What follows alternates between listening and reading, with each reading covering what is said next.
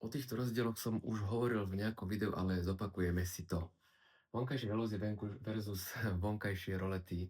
Ktorý systém si zvoliť, ktorý je tichší, lepší, aký je tam rozdiel a tak ďalej. Skúsim vám to v tejto minútke nejakým spôsobom rýchlo zosumarizovať, čo je lepšie a čo voliť pri žalúziách a roletách.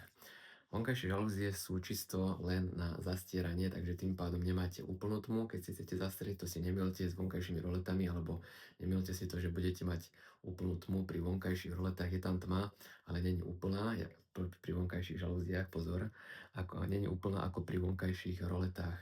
Vonkajšie rolety slúžia, majú takú teplnoizolačnú vrstvu, takú ako keby styrodúr alebo niečo tam je vypenené a tam máte, keď zatiahnete v zime alebo v lete, aj teplnoizolačnú vrstvu, kdežto žalúzie majú len plech a tie sa len naklápajú, zdvíhajú a môžete si to porovnať, teda môžete si to vytiahnuť alebo stiahnuť do akej polohy chcete.